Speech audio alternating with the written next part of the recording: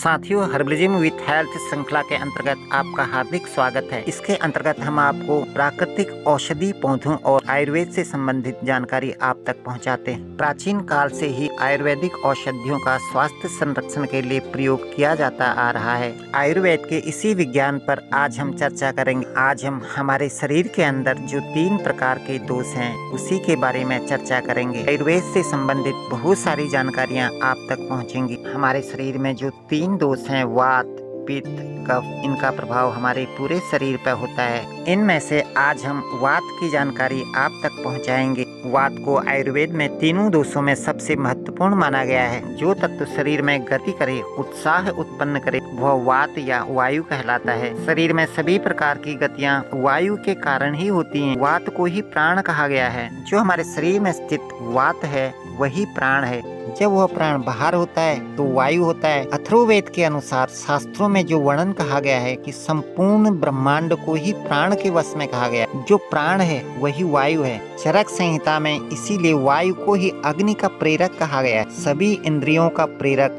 हर्ष और उत्साह का उत्पत्ति स्थान, इस तरह से शास्त्रों के अंदर इसका वर्णन मिलता है। वायु ही सभी धातुओं को अपने अपने कर्म में प्रवृत्त करता है। वायु की गति से ही सभी धातुएं गतिल होती हैं, चलायमान होती हैं। इसीलिए शरीर को धारण करने वाला वायु को ही माना गया है। प्राण वायु के रूप में भी यह पंच महाभूतों में विद्यमान है और शरीर में भी ये वात के रूप में त्रिदोष में स्थित है। वायु अपने आप में स्वतंत्र रूप से भी विद्यमान है, पर वह कफ और पित्त यानी कि इन त्रिदोष में भी मौजूद है। जो प्राण है वो स्वतंत्र है, इसकी गति अपने आप में स्वतंत्र सत्तादी है। वायु श्वास, प्रश्वास या ऊर्जा के रूप में देह को धारण करता है। जैसे हम श्वास लेते हैं या श्वास छोड़ते हैं, इससे देह का धारण होता है और इसी का नाम प्राण वायु या वात है। प्राण शक्ति जो है वो जीवनी शक्ति का द्योतक है। वो जीवनी शक्ति है, नियुक्त करता है।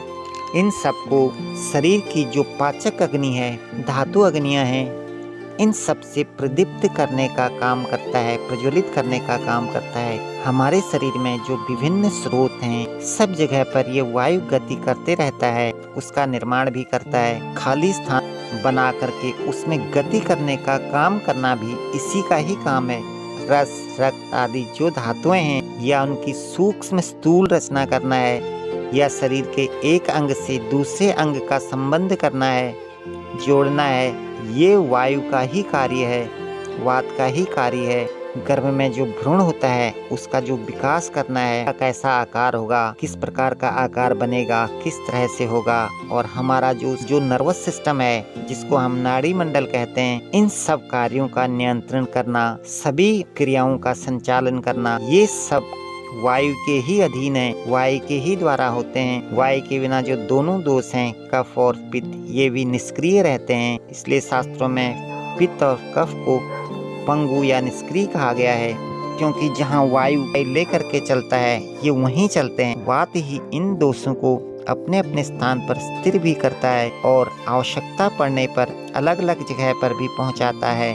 इस प्रकार सभी दोष, धातु, मल, मूत्र, पसीने को भी शरीर से बाहर निकालने का कार्य भी वात दोष ही करता है। जब यह समस्थिति में रहता है तो सभी दोष, धातु, मल सब अपनी समस्थिति में रहते हैं। जब दूषित होता है, दूषित हो जाता है, तो बाकी धातु, दोष, मल सबको दूषित कर देता है, कुपित कर देता है। जैसे परिवार में कोई ताकतवर आदमी क्रोधित हो जाए तो वह घर का ही ज्यादा नुकसान करेगा, और राष्ट्र का कोई बड़े पद का व्यक्ति बुद्धिहीन हो जाए, उसके अंदर तानाशाहीपन आ जाए, वो देश और दुनिया की हानि करता है। ऐसे ही ये वात शरीर में बहुत महत्वपूर्ण है।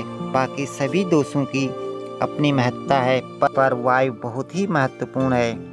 हमें ये समझना चाहिए। इसलिए ये किसी स्थान में पहले से विद्यमान दोष है। इसीलिए अगर किसी स्थान में कोई दोष पहले से विद्यमान है, अगर वायु के द्वारा वहाँ पर कोई दोष पहुँचा दिया जाए तो पहले से ही वहाँ पर दोष मौजूद है, वो और बढ़ जाएगा, वो दोष और बढ़ जाएगा और रोग की उत्पत्ति हो जाएगी। इसलिए आयुर्वेद में सभी प्रकार के रोगों का जो मूल कारण है वो वात ही माना गया है। सामान्य दिशा में वात दोषों और दुष्य यानी कि जो धातु हैं, मल हैं या जो उपधातुएं हैं उनको अलग अलग रखना है, वही कुपित होने पर आपस में भिड़ा देते हैं, भिड़ा देता है, यानी इधर का उधर करेगा, कहीं ज्यादा कर देगा और कहीं कम कर देगा, फिर बीमारियां पैदा होने लगती हैं। वात में एक विशेष गुण भी है, वह योगवाही है, अर्थात दूसरे गुणों के सहयोग से उनके गुणों को धारण करना, दूसरे के गुणों को संयोग से बढ़ाने का काम भी। मान लो जैसे ये पित्त दोष के साथ मिलता है तो उसमें दाह पैदा करेगा, उष्णता पैदा करेगा,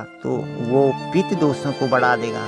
और जब ये कफ के साथ मिल जाएगा तो ये क्या करेगा, शीतलता को बढ़ा देगा, क्लेदन यानी कि गीलापन को बढ़ा देगा, इस तरह के गुणों को बढ़ा देगा। और वात को स्थान और कर्म भेद के अनुसार हम समझेंगे तो स्थान और कर्म के भेद से हम वात को ही 5 प्रकार जो हम पंच प्राण कहते हैं। योग में प्राणों का बहुत महत्व है, वही प्राण ही यहाँ पर वात है। पंच प्राणों में जैसे प्राण, उदान, समान, व्यान, अपान, ये ही रोगों के उत्पत्ति के मुख्य कारण हैं। योग के द्वारा इन प्राणों को जो साधने की बात कही जाती है, आयुर्वेद में वायु को ठीक करने की बात की जाती है। इस प्रकार से सभी प्रकार के रोगों की उत्पत्ति में वात का योगदान होता ही होता है, परंतु केवल वात के प्रकोप से उत्पन्न होने वाले जो रोग हैं, आयुर्वेद के अंदर मुख्य रोगों की गणना 80 मानी गई है। प्राण और वायु में कोई फर्क नहीं है। वायु की क्या महत्ता शरीर में है, वायु दोष है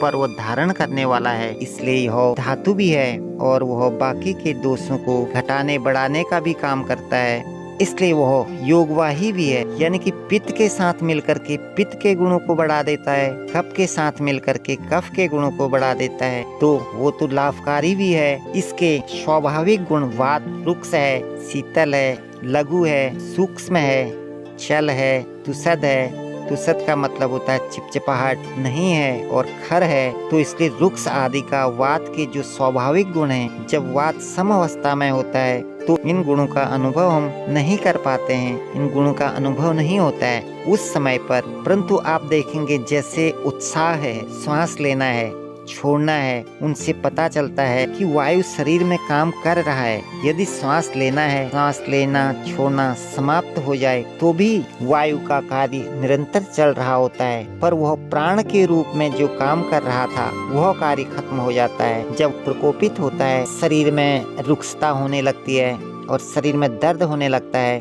शरीर में सूजन होने लगती है, शरीर में अकड़ाहट होने लगती है, ये सब शरीर पर इस प्रकार के दोष दिखाई देने लगते हैं। जैसे रुक्षता यानी कि आदमी दुबला होने लगता है, आदमी बौना होने लगता है, आवाज अटकी हुई होने लगती है, स्वर तंत्र के विकार हैं, गला खराब होने लगता है, भरभराने लगता है, बहुत खुश्की होने लगती है, आवाज धीमी होने लगती है, भारी होने लगती है। ये सारे लक्षण, नींद गड़बड़ाना, नींद का नहीं आना, नींद की कमी होना, ये वायु की वजह से ही होते हैं। शीतल पदार्थ को सहन न कर पाना या शीत रोगों में जल्दी से प्रभावित हो जाना, जल्दी से बीमारी लग जाना, शरीर में कंपन हो जाना, यदि जल्दी से ठंड लगती है, अकड़ाहट होना। लघुता का अर्थ है शरीर में थोड़ा सा, शरीर में हल्कापन, चाल में, गति में भी इसका प्रभाव पड़ जाता है, भोजन ग्रहण करने में भी, और स्पीड में जो लड़खड़ाहट है। फिर इसी तरह से जिसको हम चंचलता कहते हैं, संधियों में गति, आँखों में, भौं में, जोड़ों में गति, टांगों में, सब में अस्थिरता, जैसे पार्किंसंस है, कंपन हो रहा है, लड़खड़ाहट है, हलन है, ये सारी स्थितियाँ। इसी तरह विद्धता, विसिद्धता जिसे बोलते हैं, आपने देखा होगा कई बार शरीर में जिसमें अचिपचिपाहट होना, कटकट की आवाज होने लगती है, यानी कि फैलाने और मोड़ने पर संधियों में चिपचिपाहट, कटकटाहट होना, यानी उसके अंदर जो लचीलापन होता है, जो फ्लूइड होता है, वो खत्म हो जाता है, कट की आवाज आनी शुरू हो जाती है। आपने देखा होगा कई जगह पे स्किन फटनी शुरू हो जाती है, ये सब इसी की वजह से होता है। खुरदुरापन हालांकि पित्त से भी होता है, पर वायु से भी हो जाता है, जैसे सर के बालों में, चेहरे पर आप देखेंगे रूखापन है, खुरदरापन है, ड्राई स्किन है, ये सभी वायु के कारण ही होता है। इसी तरह जिसको कहते हैं बहुलता, बहुलता का अर्थ है जो आधिक्य है। आधिक्य होना क्या है, ये जो जल्दी जल्दी काम करना, जल्दी जल्दी बोलना, ये वो जो अस्थिरता है, चंचलता है, सिराएं उभरना, ये सब वायु के कारण से है। और शीघ्रगामी का जैसे शीघ्र काम करो, खाया तो फटाफट खा लेना, अत्यधिक क्रोध होना पित्त से भी होता है। अत्यधिक क्रोध तो पित्त से भी होता है। यदि किसी की पित्त प्रकृति है और वो भयानक क्रोध करता है, तो यदि पित्त और वात मिल जाए तो जल्दी जल्दी क्रुद्ध हो जाना, चिड़चिड़ाहट मचा देना, इन सब के लिए आप समझिए कि इसका वायु दोष विकृत हुआ है।